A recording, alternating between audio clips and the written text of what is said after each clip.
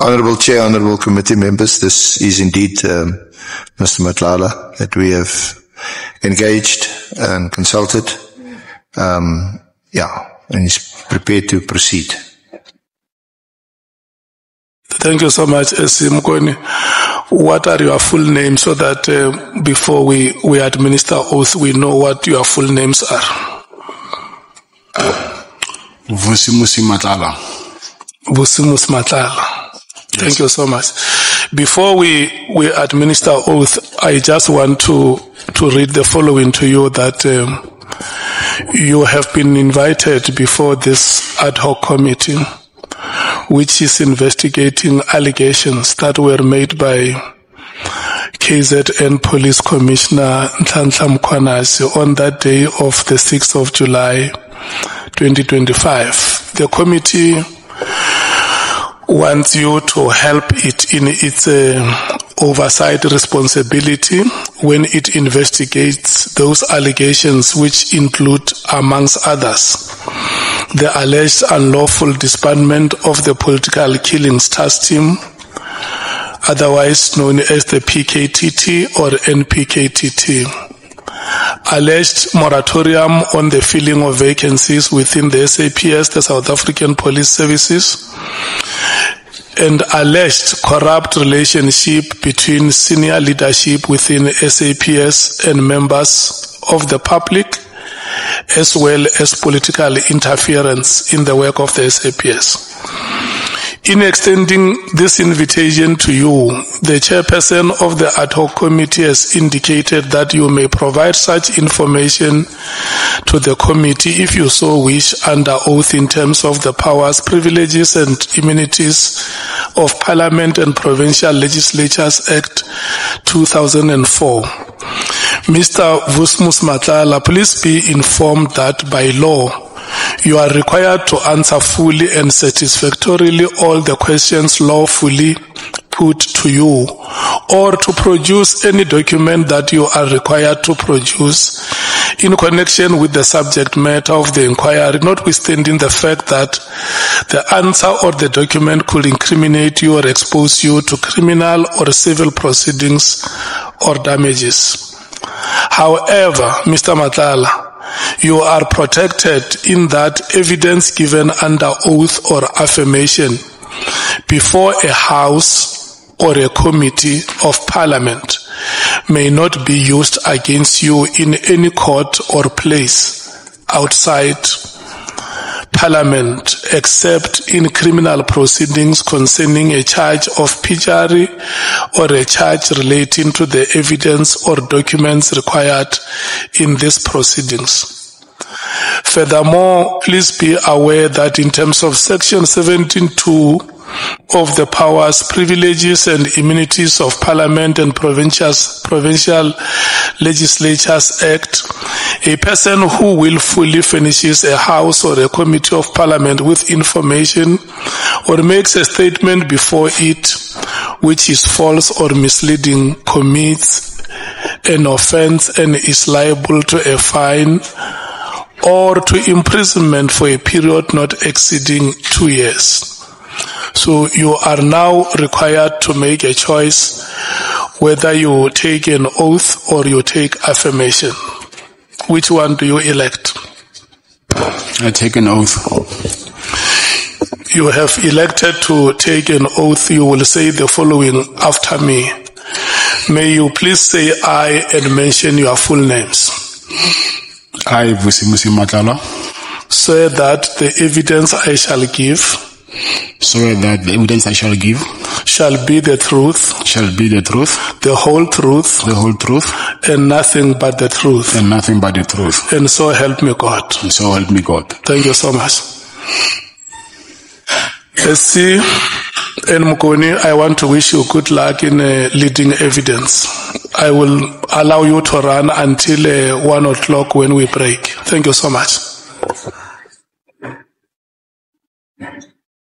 If you can have your microphone closer to you. That's it.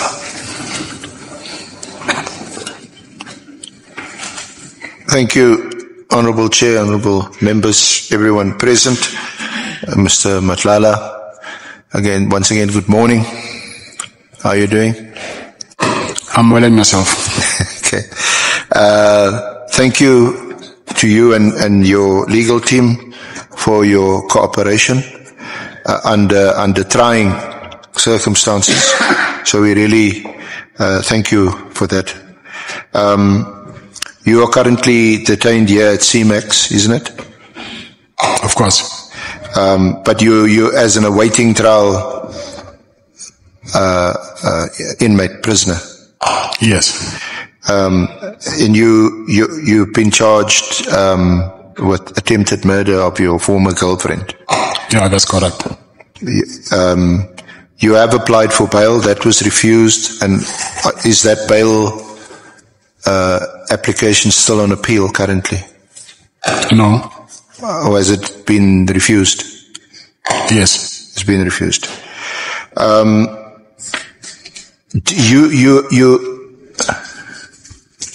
Sir, excuse me.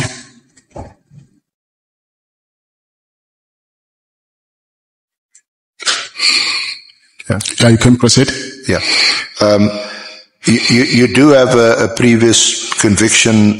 Just tell us briefly about it and in which year? It was 2001. And what was what were you convicted of? It was possession of stolen property. Were you sentenced to a term of imprisonment? I was sentenced to 4 years imprisonment, but it was later converted to what is it called? Supervision. They call it correctional supervision. It was converted to correctional supervision. Yes. Okay. And since then you haven't had any. I only have one conviction. Okay. And was that before you engaged in business? No, I was, but it was informal. Thank you. Now, you know why you are appearing before the committee. There were allegations made by General Mkonazi on the 6th of July this year. Subsequently, this committee was appointed by the National Assembly to make inquiries into those allegations, and some of the allegations, more specifically, you've been invited to give evidence on and assist the committee, is the alleged corrupt relationship between Minister Mkhunu and Brown Mkhotsi, and between yourself and Mr. Mkhotsi, and between yourself and Mr. Mkhotsi. Then also in relation to the procurement irregularities at SAPS regarding the 360 million SAPS healthcare contract, and specifically whether the award to your company was in contravention of the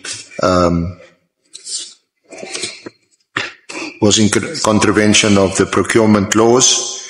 And we'll also discuss with you any possible concerns relating to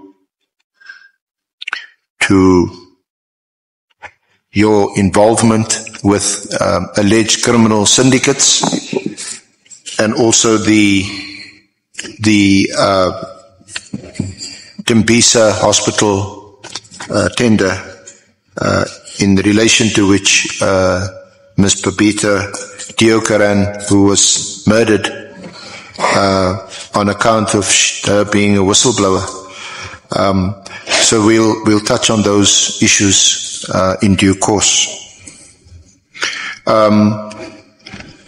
Just give us a brief glimpse of where you grew up, your schooling, and then when you first started in business. They are referenced at paragraph 7 of the draft statement. Yeah, I grew up in Mamelodi East. If you don't mind, Mr. Matlala, maybe it's me, but just speak up a bit. I grew up in Mamelodi East, which is in Pretoria, and I was raised by my single mother, and I went to school also in Mamelodi, which the name of the school is Letlabile High School. So after my matric, that's when I started to do informal business, buying and selling goods, to a point where in 2001 I ended up being convicted for buying stuff which was illegal, and I've been sentenced to 4 years in prison. And right up until 2017, that's when I formally registered my business. My first business, it was a security business, and then that was my first formal business, and then through which then I provide security services. So from then I ended up securing clients from construction sites, schools, even also I've explored into healthcare. And I'm married. I've got 9 children with my wife. I support all of my children. And that's it. Just on a lighter note, your nickname Cat, is that because you got 9 children or 9 lives? 9 children. Both. Okay. You have several companies trading under your name, and they are listed at paragraph 8.1 to 8.6. But can I just take you to annexure VM1? I'm sorry, the statement, as you know, is not yet completed, so I don't have the annexures with me. So I have to just go through them, but I didn't have time to attach them here. Is it not in the... I just got them this morning. It's in the file then. Yes, I'm saying, okay, let me just go try and see. It says VM1. VM1, it's the very first...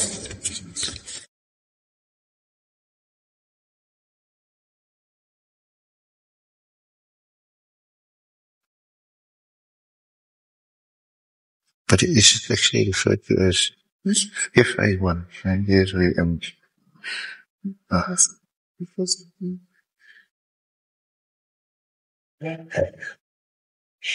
Yeah.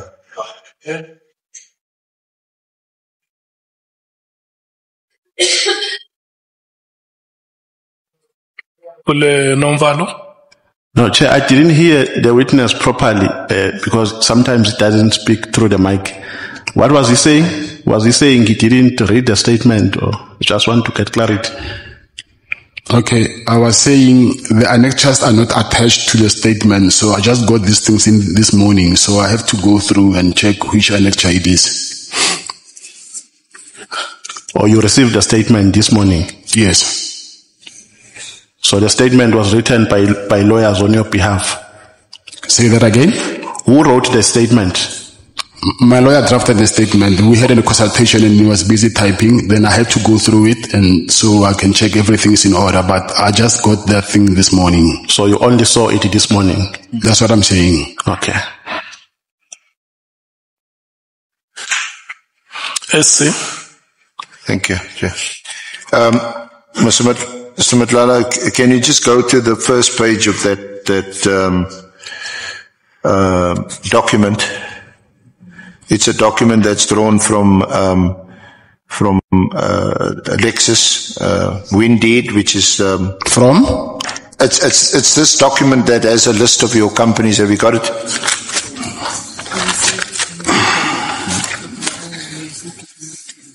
This thing is not labeled, so can you maybe refer what page will it be on? It's marked page number 1 at the top. Number 1 of the annexures. Mr. Forbay, can you please help your client? Yeah, I can see it. You see it? Yes. Thank you. So from there you'll see there's a list of directorships on the left-hand side, you see? Yes, I see. And some are indicated on the right-hand side, your status, Black AK Trading and Supplies, you're active. CAT VIP Holdings, active. Core Kabeng Trading and Suppliers, active. Amila Bottle Trading, you've resigned. Falcon Cat Trading, you've resigned. Lavindos Hair, active. Luxo Africa Brand Investments, active. Medicare 24 Swani District, resigned. Right to Own, resigned. And then YVM Yasira Entertainment, active. You see that? Yes, I see that. So do you, is that still, as we speak, your status in those companies? It actually not. The first one, yes, is active. And the second one as well. The third one is not active anymore, so I don't know why it shows active here. So the third one, core training. Yes, it's not active. Carping training, you've also no longer, you resigned. Yes. And Emela Butle and Falcon, yes, I've resigned. Lavindos also is not active. Lux of Africa is active. Medicare, yes, I've resigned. And the Right to Own, I've resigned as well. And the last one also is not active. So apart from the third one, core Kabeng trading, where you've also resigned, is that accurate? Deregistered, actually. Sorry, Mr. Matlala? I'm saying, you meaning the third company? Yeah, your directorships as indicated here. Yes, the company is being deregistered, so I don't know why is it still showing active. From those companies where it's indicated that you resigned, did you just resign as a director?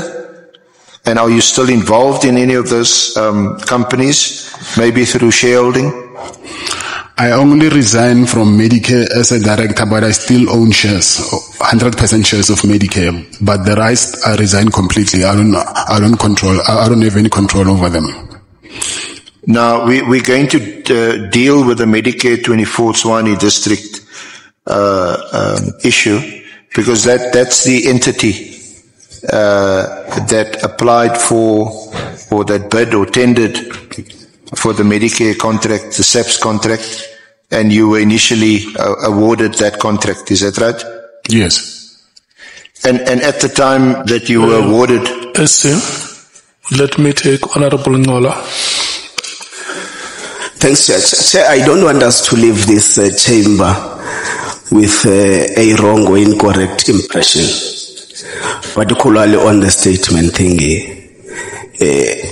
Am I understanding the witness correctly that he says his lawyers were helping him to outline the series of events and putting it in a statement form, not that the lawyers were the ones who were architects of the statement itself? They were helping you explain what happened, what you know, and all that. No, that's not correct. What I was saying is I was explaining to them and he was busy typing. Yes, that's what I'm asking. Okay. Thank you, Chair. I'm covered. Thank you. Sorry, Mr. Matlala, I asked you about your directorship, or rather, I contextualized the question about the Medicare contract or tender that was awarded to Medicare Swani 24 Swani district. And at that time, when you bid for that tender, you were then listed as a director of Medicare 24 Swani district. Is that right? Yeah, that's correct. But then, so at which point did you resign as a director? I resigned in 2024 December. Sorry? 2024 December. December 2024. Yes. And at what stage was that tender when you resigned? Was it still pending or had it been awarded? I've been awarded by them. By then, I've been awarded. Had been awarded. And did you notify SAPS? No, I didn't. You didn't. Is there any reason why you didn't? Was that an oversight? I'll say so. But you're aware that you should have, you ought to have notified SAPS that you had resigned as a director. Yes, I just learned that later. Excuse me? I just learned that later. Yeah. Okay, we'll also deal with that later. Thank you. These companies, are they the companies that you also list as your interests? If you go to the last line of paragraph 7, where you have interest in construction sites, schools and primary healthcare services. Which of these companies are, or is it that you provide your CAT VIP protection services to construction sites, schools and primary healthcare services? Yes, is that the connection? Yes, that's correct. The schools, are those contracts with the education department, Gauteng education department? No. On what basis do you contract with those schools? I will say, I'm not 100% sure, but I think it's the school governing body, because there is someone who manages the guiding division of the security business. So, but I think it's the school governing bodies. The school governing bodies? Yes. How many schools are we talking about? I think 3 or 4. 3 or 4. I'm not sure. Can you recall them offhand? I was not paying attention to that. I don't know. I just know that there is a contract with schools, but the name of the schools I don't know. Okay. And what's the nature of the security service that you provide at these schools? It's guarding. Guarding? Yeah, I think they have got computers in those schools, so they need guards there at night. Okay. And the construction sites? Is guarding also for the construction equipment. Okay. And are they all private companies, or any? Yes, it's a private company. All private companies. Yes. And the primary healthcare services, are they the Tshwane 24 district facilities, or is it the Tshwane 24 holding company? No, it's for Tshwane. Sorry? You meaning for, can you please elaborate that? Yeah, you mentioned here primary healthcare services. Yes. Are those for the Tshwane holding company, or for yes. for the holding company? Yes. And are those at state or government institutions or entities? No, that's private. Or private hospitals? Yeah, it's clinics, not hospitals. Clinics.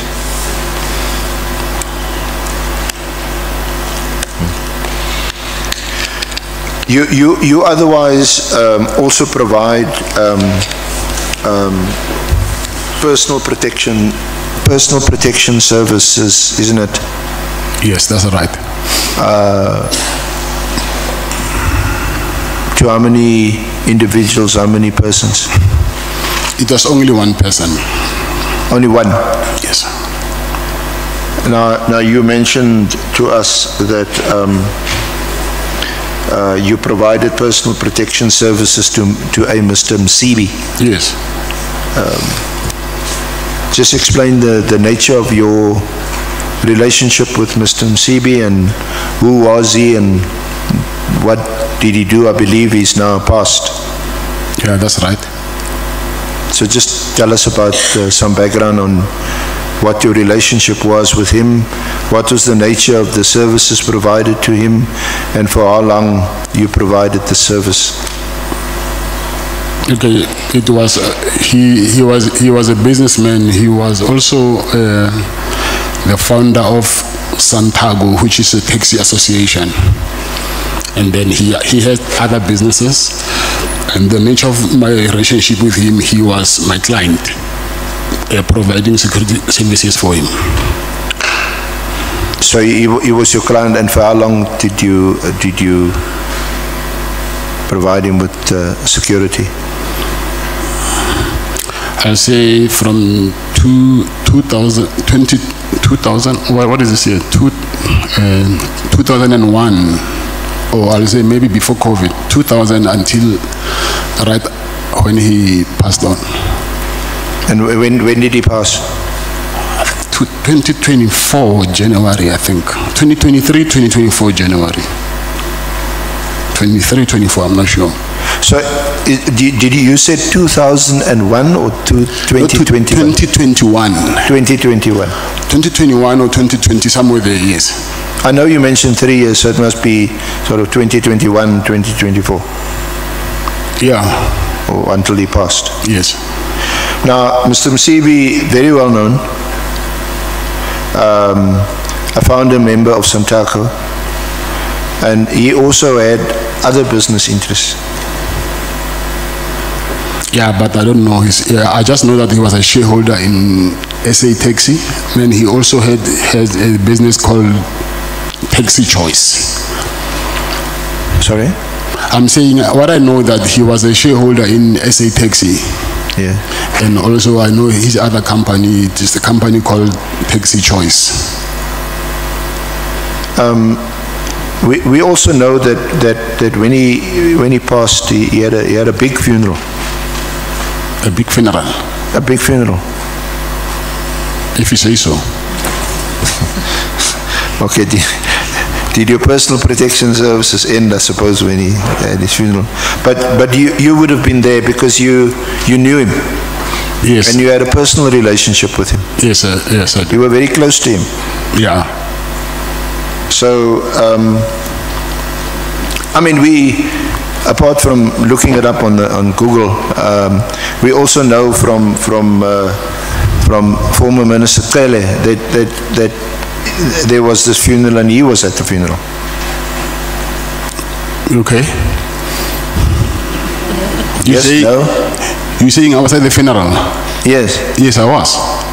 Yeah, and what I put to you is not what I'm sucking out of my thumb. I mean, Mr. Cele had also said that he was at the funeral, and it was a big funeral. Yes, I'm not disputing that. He was there as well. I can confirm that. Yeah.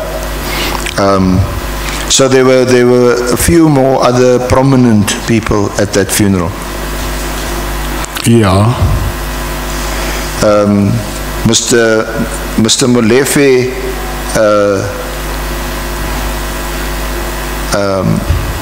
Mr. Molefe was also at that funeral.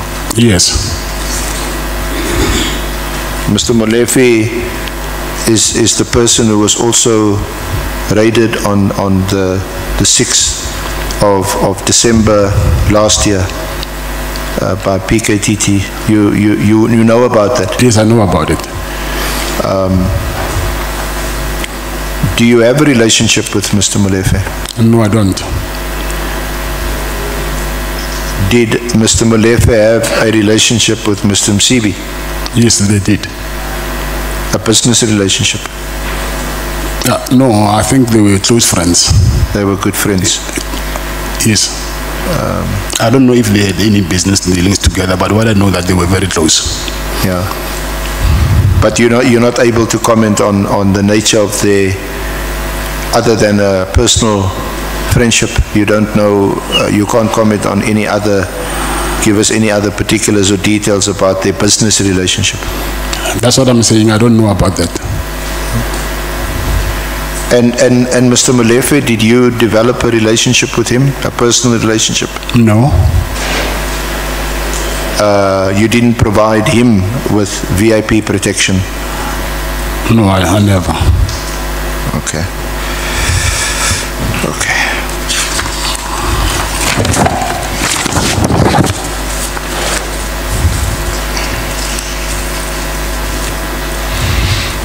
Now, it was reported in News 24, and you would be aware of this article, that you had secured some premises in January 2024, premises with a hospital on it and grounds, which houses the South African Police Services College. Yes, that's true. And it was alleged that the reason why you leased these premises and this hospital was in anticipation, and in fact that you knew that you would be awarded the much talked about tender, which we will discuss in more detail a bit later. So can you give us some background to that and perhaps deal with those allegations? Yeah, first of all, that hospital, I've been trying to secure the lease for, I think, for the past 3 years. So when they're saying I knew about I'll get a tender, for me, it does not add up. Because I can remember that my first engagement with Public Works, it was somewhere around 2021.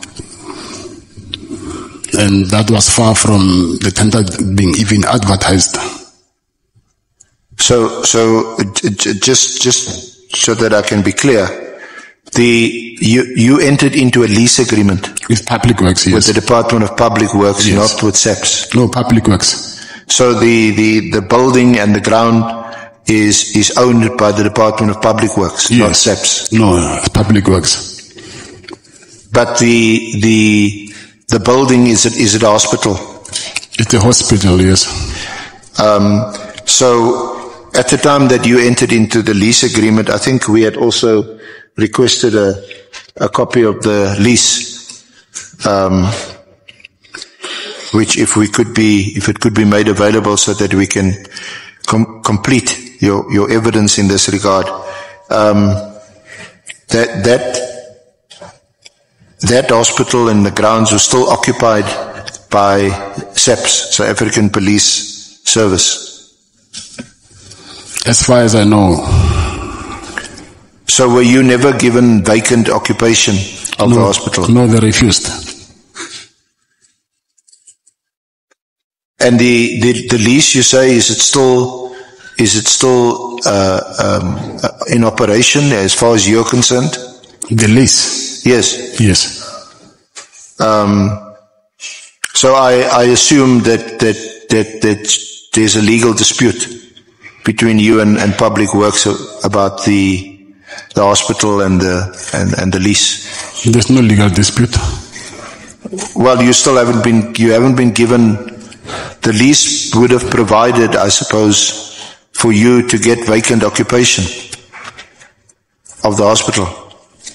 Yes, I've got a lease, but when I went there to do the inspection, I found the members of the ACPS in that hospital, and I went back to Public Works as the landlord to tell them that there's people who occupy the hospital. They say, can you please facilitate so that I can occupy the hospital? And then that's when the police refused. And then I think I ended up sending him a letter that if you don't let me occupy the hospital, then I will take legal action. Well, that's why I asked. Are you in a legal dispute? No, there's no legal dispute. So has it been resolved, or are you still not in occupation of the hospital? Yes. What's yes? I'm not yes. I'm not even now occupying the hospital. So why would you have wanted to lease the hospital in the first place? For what purpose? So where the hospital is it's inside the training college of ACPS. So I just learned that the students who are training inside there by the college, sometimes they get injuries, or even when they're sick or whatever, they have to go to the nearest hospital, which is outside the premises of SAPS.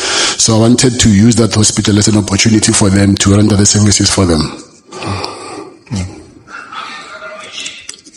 So you still haven't been able to give effect to what you wanted to do, and why you leased the hospital? Yes.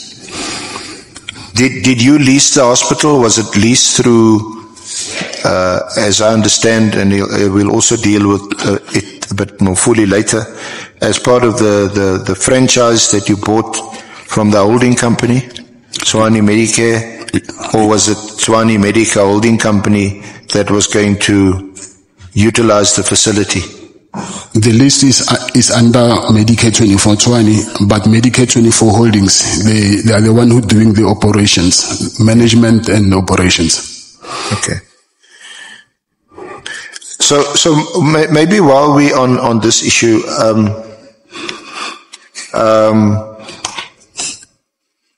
when did you first take an interest or become interested, and even more so from a business point of view, in the healthcare, medical care business?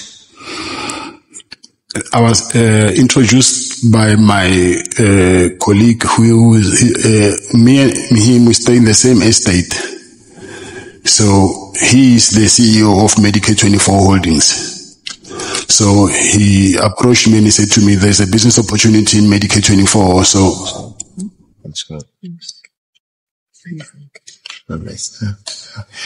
your friend is that Mr. Van Wyk that you're referring to? Yes.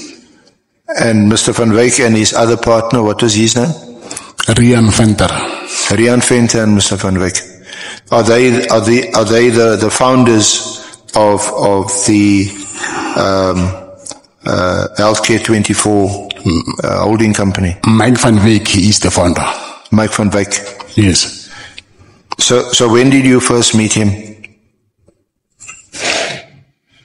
I'll say around 2017. 2017. Yes. 2016, 2017, somewhere there.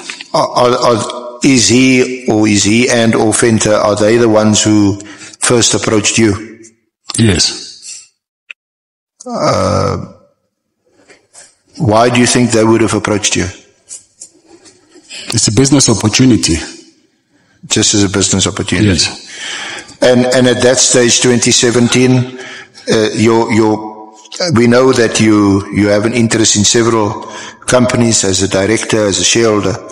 But was your big business interest still the VIP protection service? Yes, by then, yes. By then? Yes. And they approached you? Yes. What was your reaction to when they approached you? This is a bit far removed from what you do in business. Yeah, I think maybe if I can elaborate further. Please. So what they wanted to do is, he first asked me, what do I do for a living? And I told him that, listen, besides the security thing, I do RFQs, meaning I supply medical equipment to hospitals. So then when I mentioned the word hospitals, then maybe that's when I got his attention, because he's also into healthcare.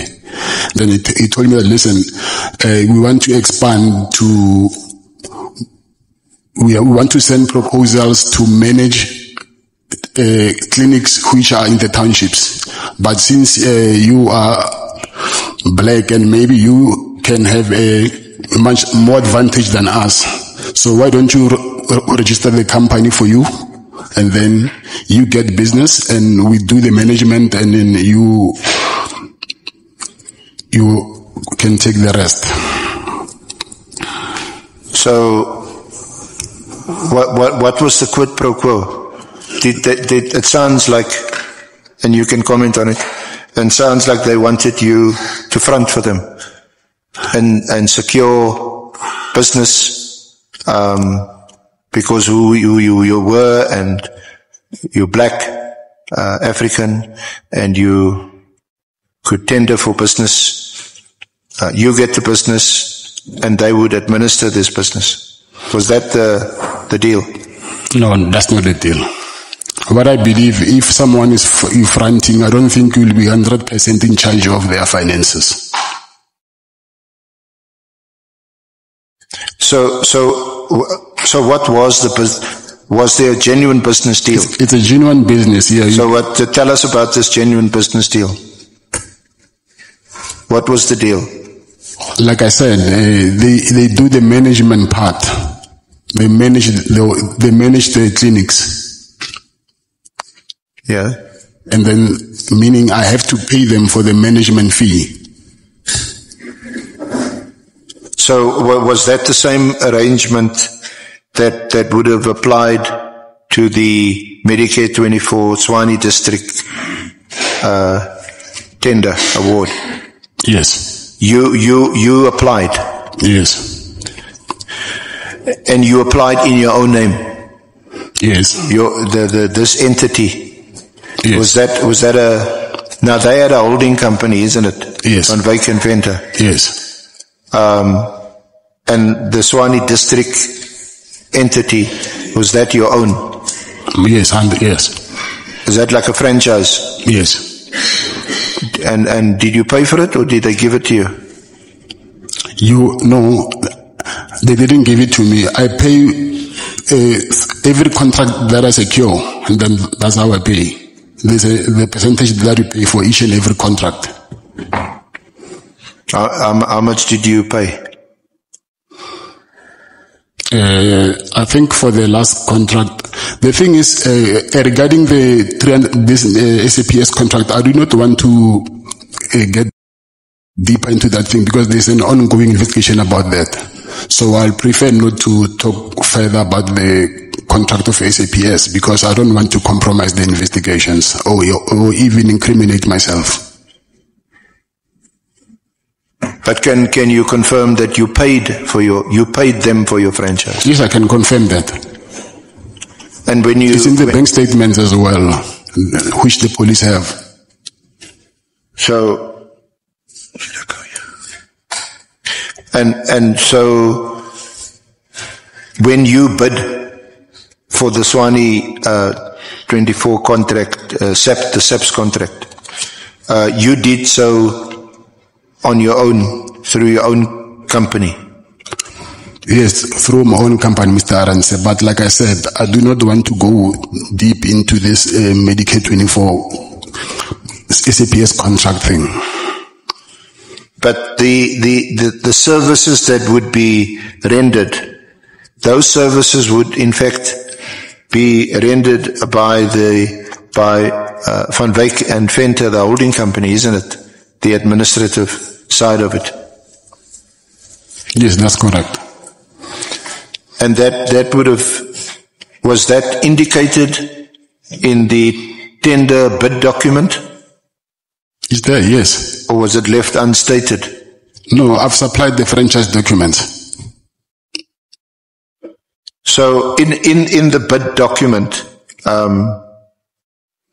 which we'll look at a bit in a bit more detail later, would it have been indicated that some of these services would in fact be rendered also by the holding company? I would love to help about that, but like I said, I think we're going now into deep inside the contract of SAPS, which I said earlier that I do not want to speak about that now as this is ongoing investigation. So can you please just respect that? I do not want to incriminate myself or compromise the investigation. Okay, let's perhaps just excuse me.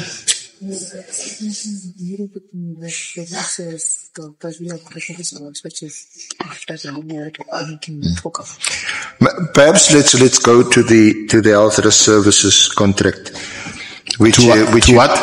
The health risk services tender contract.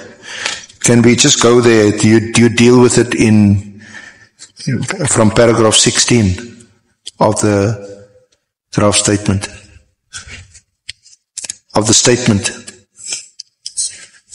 on page 5. You see it there? Yes, I see it. Yeah. So, may I please take Honorable Sangwan? Thank you very much, Chairperson. Apologies, SC.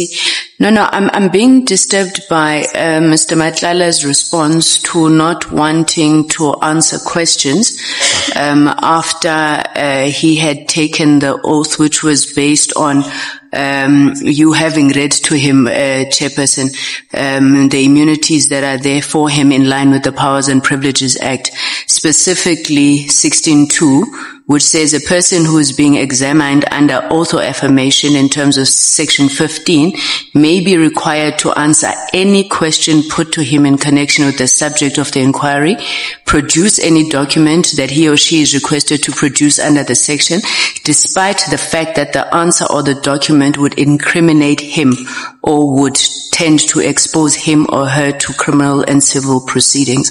Now, it was said when we started that we are not in a court of law. We do operate under the legislation, specifically the Powers and Privileges Act of Parliament. And I think we're going to have to get resolution on that matter, Chair, because we can't have a witness that appears, has taken an oath and then says, I can't answer because I may incriminate myself. I think we need direction on that matter. Thanks, Chair.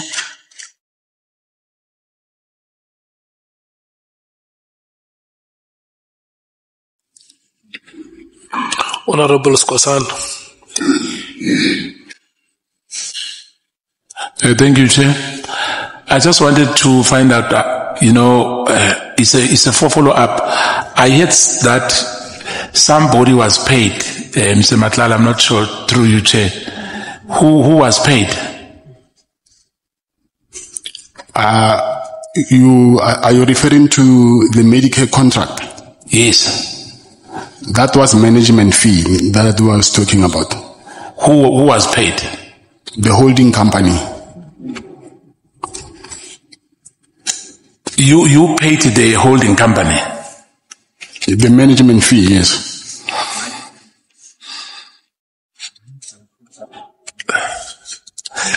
Yeah, because I'm through you, Chair, I'm not sure whether that management fee was part and parcel of the contract itself. The money which you paid to the... Between myself and the holding company, yes. Or it was your contract between you two? Yes. Oh, okay. Not the police? No. Thank you. Okay. Honorable Sangwen is right that when we administered oath here, we read to you the relevant section in the rules that the evidence that you depose here under oath is part of the immunities that you enjoy here, cannot be used against you anywhere outside these proceedings. Okay, can I answer to that? You are welcome to say anything. They cannot be used against me by who?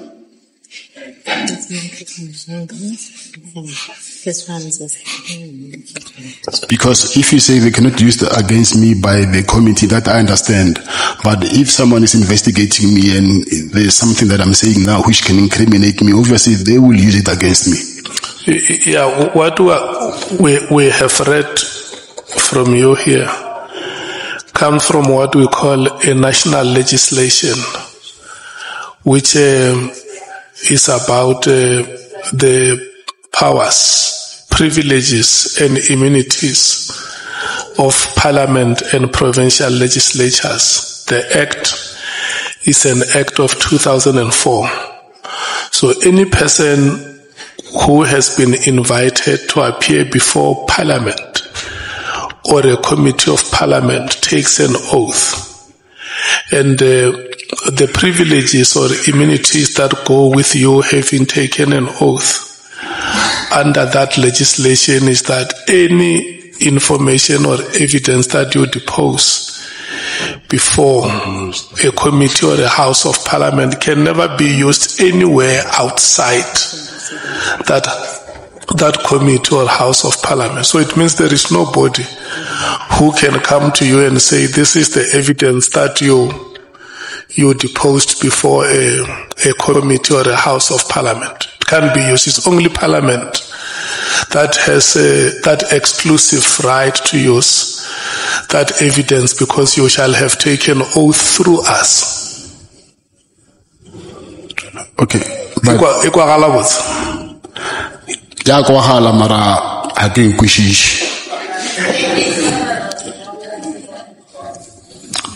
My concern is, firstly, I heard you saying when you were speaking about the immunities, you were speaking about there's some other exceptions which you mentioned, and also whoever who might be investigating me might come later and say that I had this from my source, not from the committee, and then use that against me. Your hand is up, Honorable Malim. No, Mr. Matlala, it simply means that whatever you share in this committee will never be taken from this committee and say on the basis of this, we are charging you because you gave the committee this evidence which is incriminating you, and therefore we are using it to charge you. So let's say on Medicare, they can't say you are not charged with Medicare. So they can't say what you said here about Medicare is now being used as evidence to charge you on the basis of you saying it here. But if they come and say a source gave us this, obvious, in a criminal case, they will have to reveal who is this source and what is the credibility of the source and where did the source this evidence that is being used against you. And if it comes back to Parliament, it will not stand the test of time in a court of law, because you produced it here in Parliament.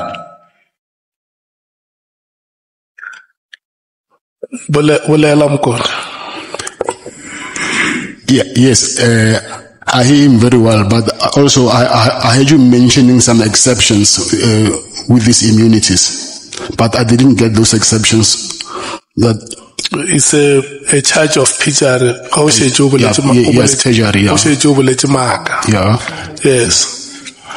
Or a charge relating to evidence or documents required in these proceedings. So, if only any information or any evidence that is required by this proceedings, we mean now you and us as we continue with the hearing. So I want any other case or any other charge that is contemplated here outside of the proceedings that we have with you. Okay.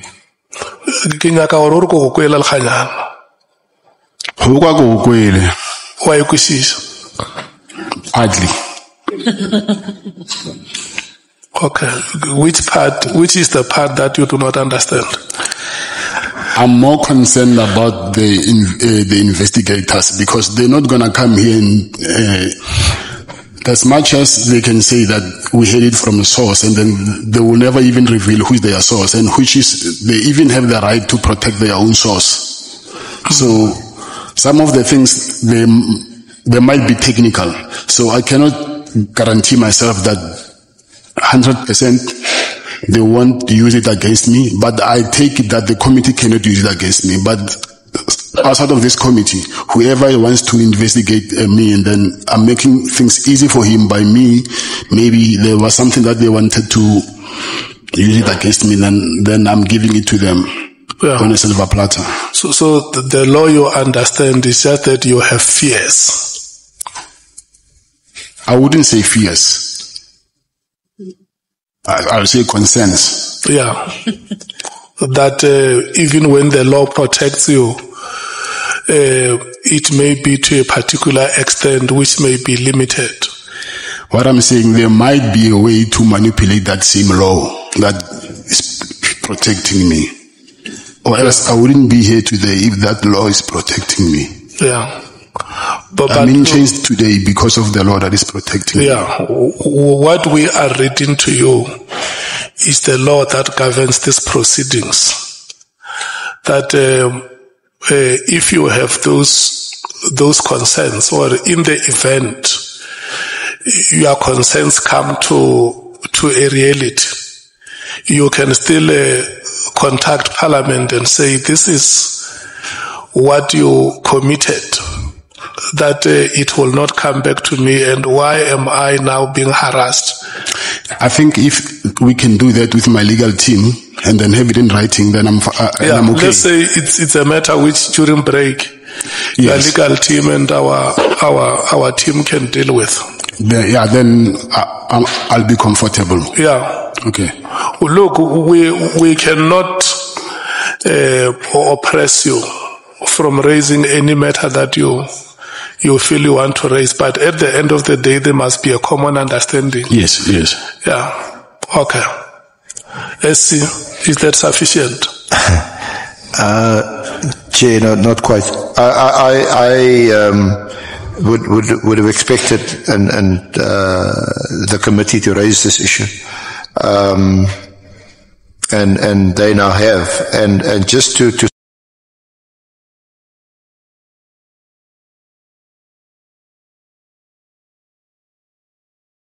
I would have expected and the committee to raise this issue,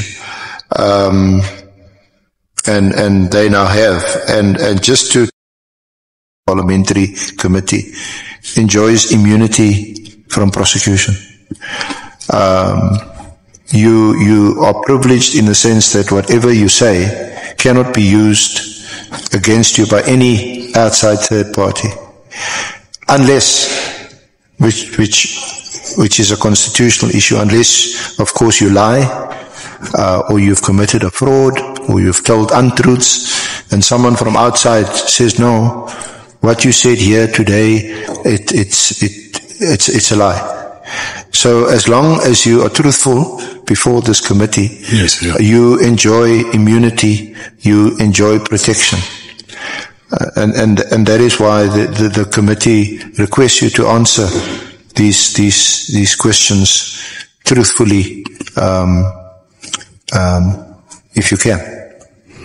Yes, Mr. Arance, I think when you take a break, if you can just consult with my legal team, and then I'll be more than happy to continue answering anything that you're asking. Well, Mr. Forbe is here, and he's heard the discussion, the debate. Yes. So maybe during the lunchtime shortly we can just confirm with you and give you some of his own advice.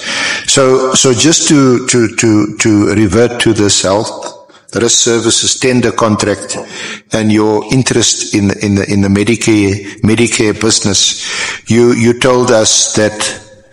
Sorry, Chair, may I proceed? Yes. Yeah.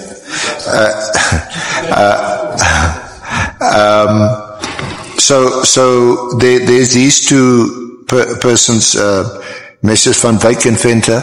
They are the directors in the Medicare 24 Holdings company, and they contacted you in 2017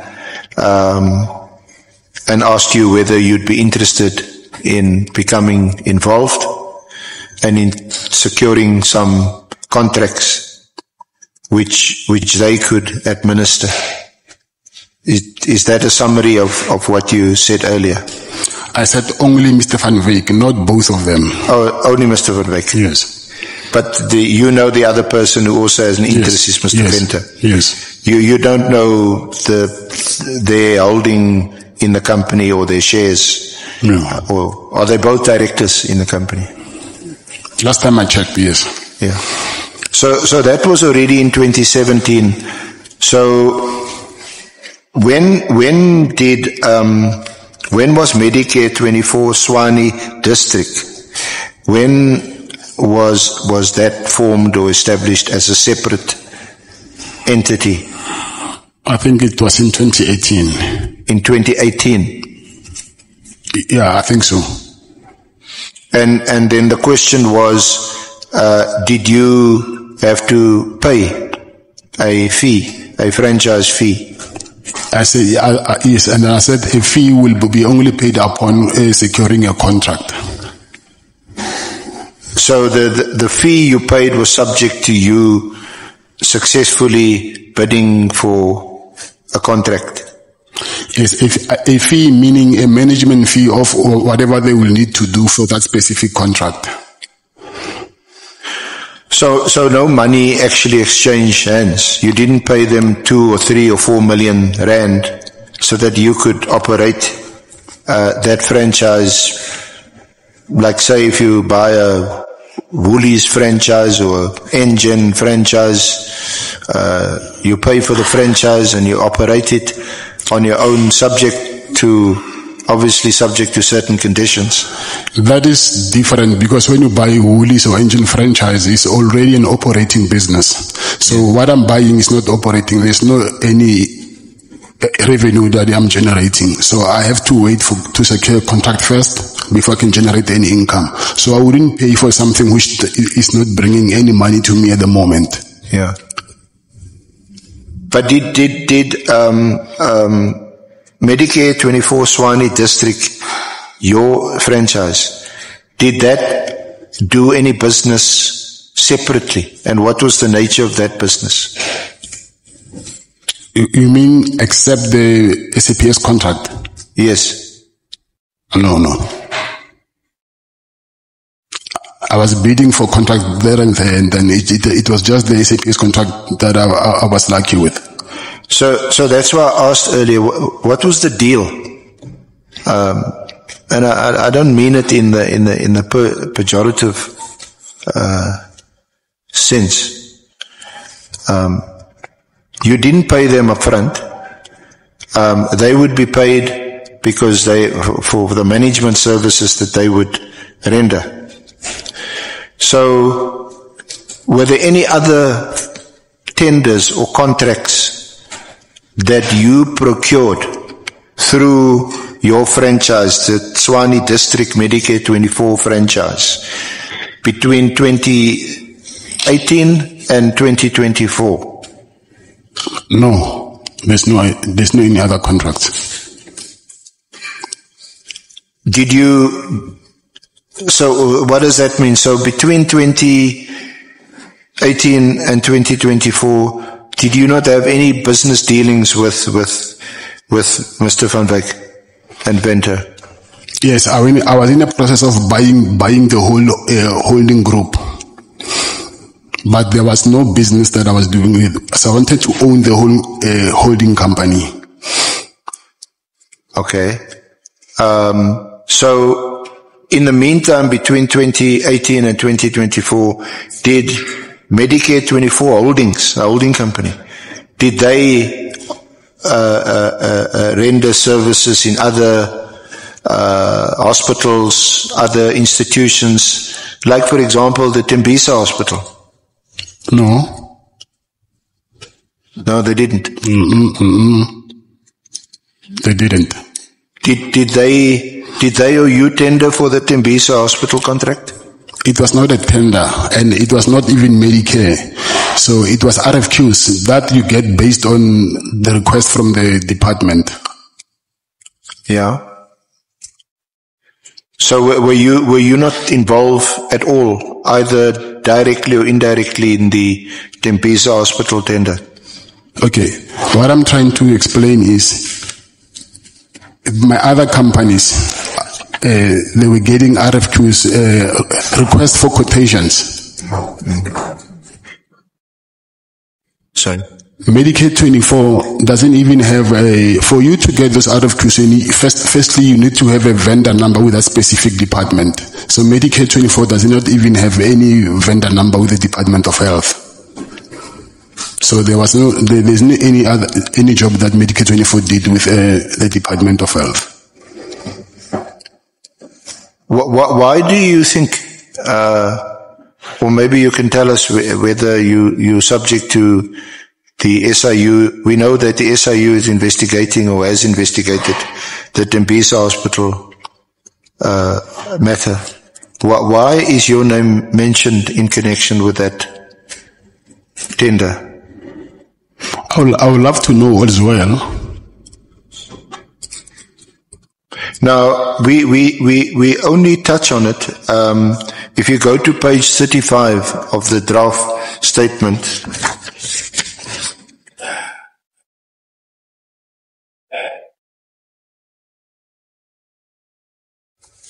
35. Yeah, since we are dealing with this matter,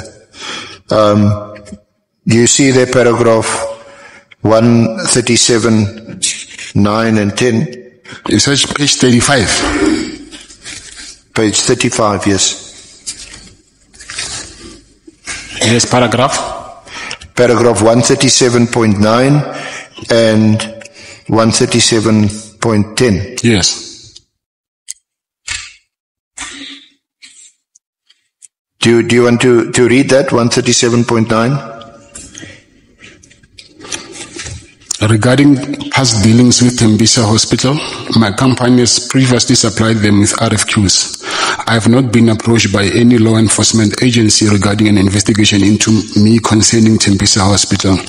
There has been ongoing investigation by the SIU in regard to this matter, and I believe there is an inquiry docket open either by the SAPS or Ad Hoc. And as a result, I cannot comment any further. Should I go to the next one?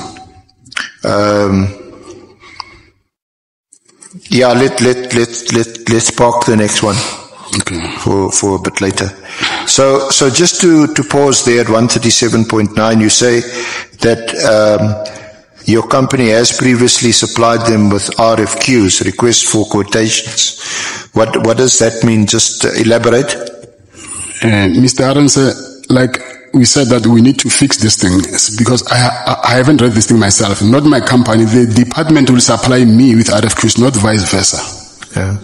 So some of these things here, if I had time, then I would have corrected them. So it was the department that was supplying me with RFQs, meaning they're requesting for quotations that you must quote for whatever they needed at that time.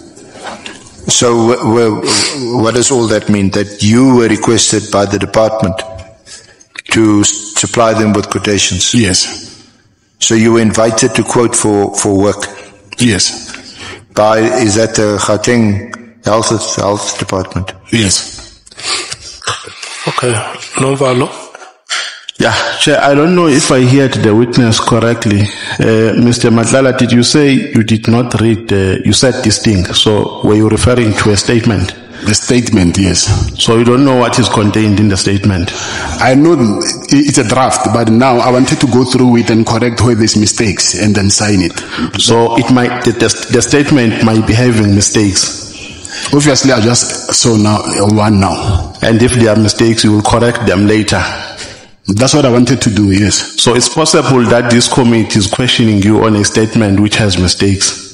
It has mistakes. I just found one mistake as we speak. And you will correct them later.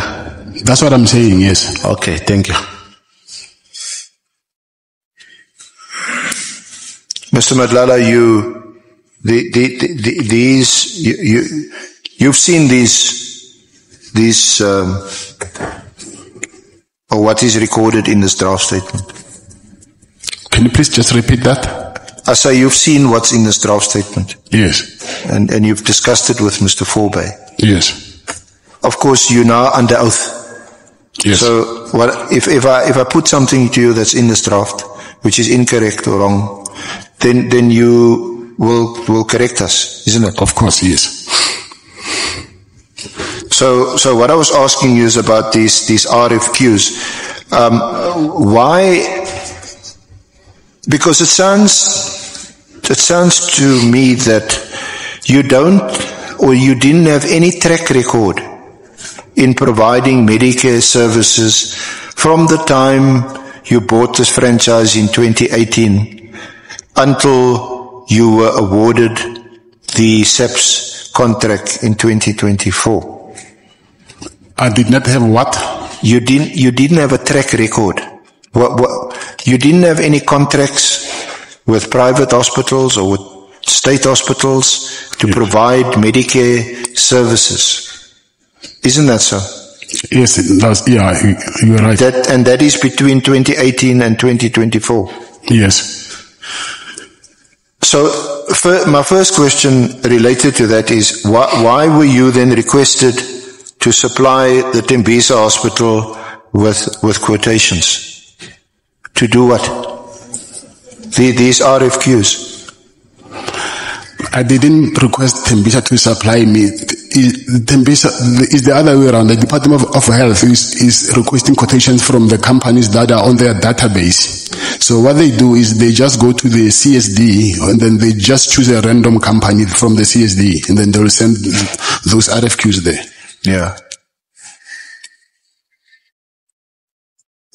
So like anyone else, if you want to a state or a government contract, you make your application and you put all your details on the central the CSD, the central something database, like we also have to do as council, so it's not anything to do with whether or not you had a track record of rendering this service. Yeah, you're not rendering service, you're just delivering them the goods that they're requiring. So there's no service that you need to render for them. They will ask, maybe they want 100 bottles of water, then you buy water wherever you buy them and supply it to them. Yeah. So,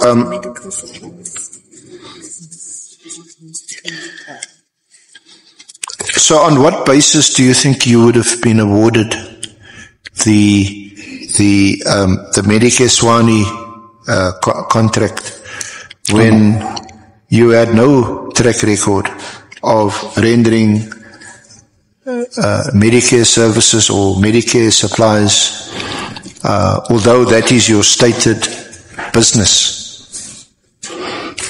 And on top of it, a 350 million rand contract. Okay, if you buy a franchise, so you carry the profile of the holding company. So now I don't need, if I buy a KFC franchise, so the profile will always remain the profile of KFC. So it does not mean that because I bought the KFC from franchise, then I don't know how to cook chicken, and then they have to teach me how to cook that chicken. So I'm still using the recipe from the holding company of KFC to cook that chicken. So even the same as Medicare, the holding company is the one who's going to do the work. They have the track record. So would it be correct to summarize what you're saying, that you were awarded the Medicare contract, the SAPS Medicare contract, on the basis of the record of Medicare 24 holdings? Yes, which I also supplied them with these documents of the franchise document and the holding company's document. But you applied, or you tendered rather, for the SAPS contract in the name of Medicare 24 Swani District, not in the name of Medicare 24 Holdings. Yes, it's a franchise, yes. And when you applied, or when you tendered for the contract, it was you in your name, and you were the sole director and 100% shareholder, is that right? Yes, that's right, yes. So we're not packing this contract and then we'll see it after one and then deal with other issues here, because I think what we agreed on is that we rather let's pack it for now, and then after one, when you consult with the legal team, then you can come back to this.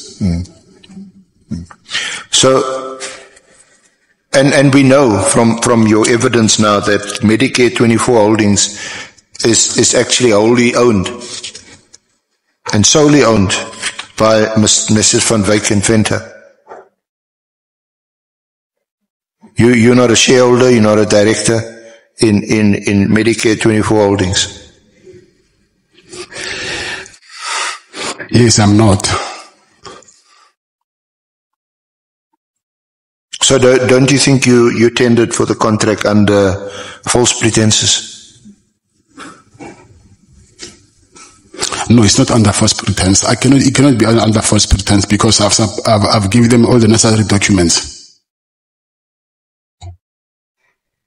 Did you indicate in your tender that the services would actually be provided by Medicare 24 Holdings and not by Medicare 24 Tshwane District?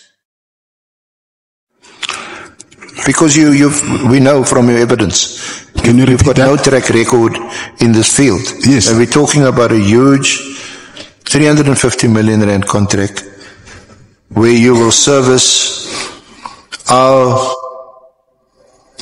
officers, men and women, in the field doing an important job to protect us. What's your question? So my question, or what I'm putting to you, didn't you think it was important to disclose that in fact the entity that would supply the services and actually perform the contract is actually Medicare 24 Holdings and not Medicare 24 Tshwane District?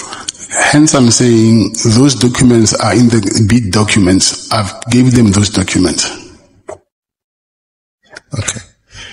So, unless my colleague, Ms. Zikalala, will,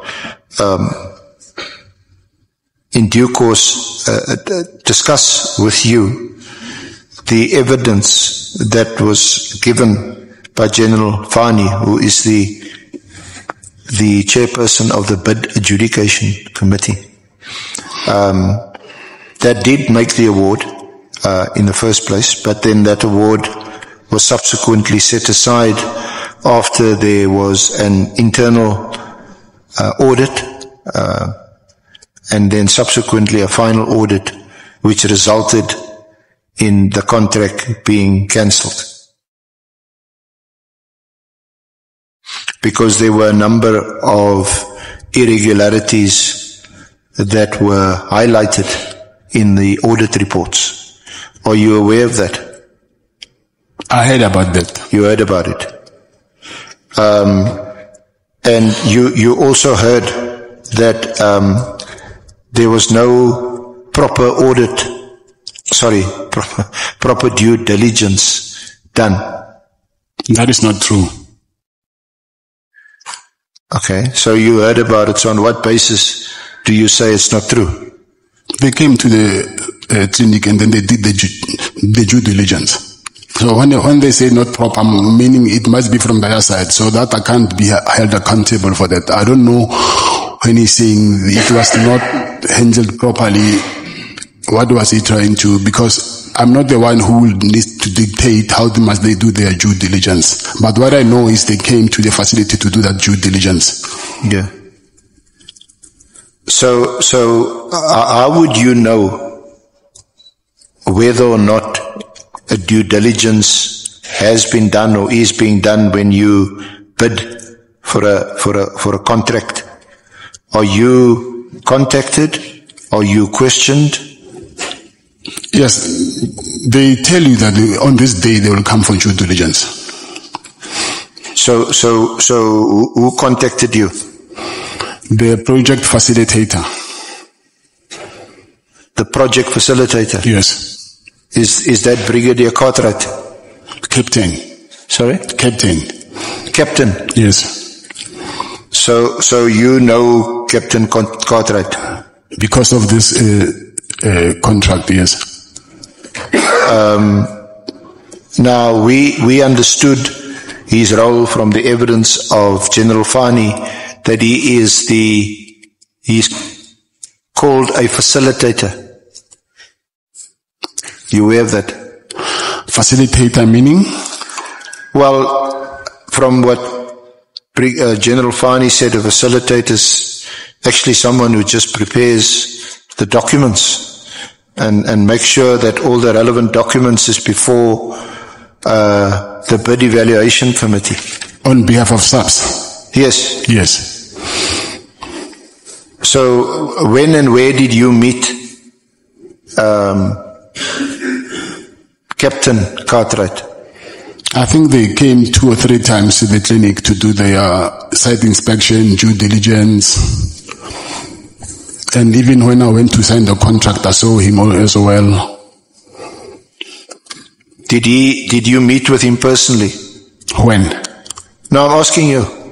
Did you meet with... It was not only him, it was him and other panel members. Someone else? I'm saying it was not only him who came, it was him and other panel members from SAPS, from members of the, I think it's BEC or BAC, I'm not sure. Yeah. So did he introduce himself as someone who is doing a due diligence on behalf of the bid evaluation committee? They all introduced themselves, not only him. How many of them were there? I don't remember. I was not present. Yeah, I asked you and maybe I missed it. Did you meet him personally? You meaning outside the due diligence day, or what? Well, either in his capacity as the facilitator of the bid evaluation committee, or in some other capacity, or in both. Have you met? Because I met him when I went to sign the contract, yes, and then I also saw him once when he came to the office. And did you meet with him when he came to your office? Can you please explain what do you mean meet? Because I'm saying I saw all of them. Firstly, when they came, I was not present, but I think on the 3rd time when they came, and then I was there, and then I saw them. Yeah, and then they introduced themselves. Then I'll know. Yeah, I'm going on your words, Mr. Matlala, and whenever I don't, then you must correct me. Okay, so I don't want to mislead you. You said you met him. Was this when you met him at your office? Okay, when I say met him, you mean have I saw him in person, or we met and then we had coffee together or something? Yeah. Sorry, I'm asking that when you say we met, are you saying, because I said to you that I met him and other panel members.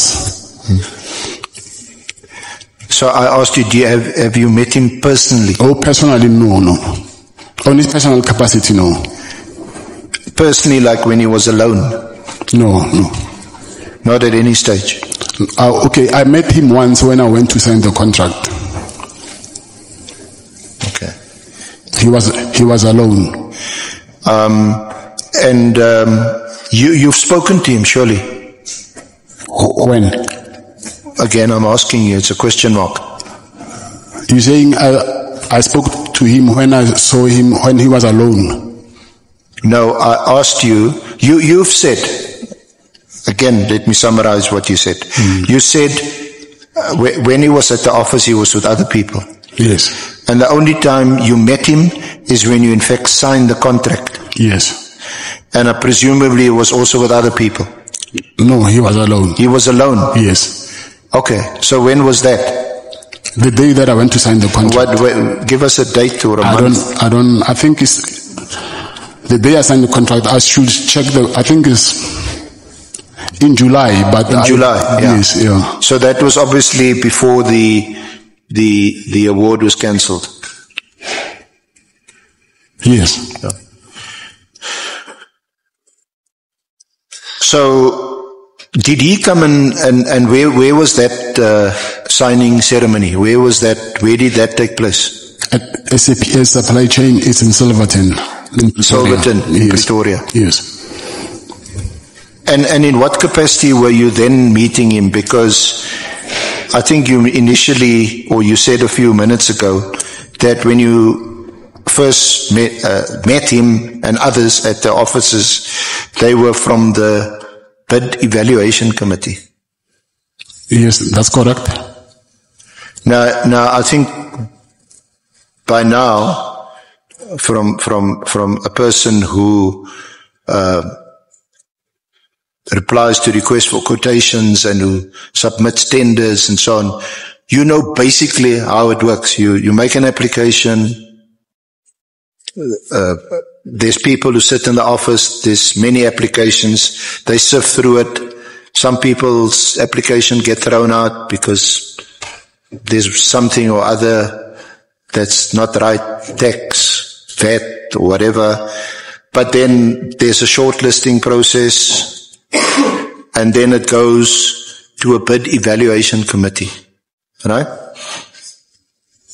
Yes, I'm listening. Do you understand that? Yes. I think you would be familiar with that process. Yes. And then from a bid evaluation committee, it goes to a bid adjudication committee. The bid evaluation committee, they make recommendations. The bid adjudication committee adjudicates and they decide. So what I'm asking you is, when you met Cartwright and the others at your office, it wasn't a personal one-on-one meeting. There were other people. They were still from the bid evaluation committee. Is that right? I wouldn't know whether it's evaluation or adjudication. And that I don't know. Okay. So you also, because my question then was, because that's what I understood or heard you to say, they were from the bid evaluation committee. Yeah, I'll assume that. Yeah. So when the signing of the contract took place, the award had already been made by the bid adjudication committee. Yes. So that was a little while, I'm not quite sure how long after the bid evaluation committee, but about a month or so. So a month later, the bid adjudication committee makes the award, and you are then notified that you've been successful. Isn't it? Yes. And who notified you? They give you a call. Who gave you a call? Mr. Cartwright. Mr. Cartwright. Yes. What did he tell you? That you've been awarded the health risk management contract. Okay. You didn't ask in what capacity he was phoning you? No, he explained that he's phoning from SAPA supply chain. He's Mr. Cartwright, and then he was telling me that the bid has been awarded to my company. Okay. Shall we just adjourn on that note? Chair, shall we take the adjournment on that note? Yeah. Honorable Malema, before you take the break, is your hand up? Okay. Honorable members, Mukone, Matevela Sanjo Batumile Robinavina. Okay. Arin Rosho Gamabia, we will come back at 14 hours.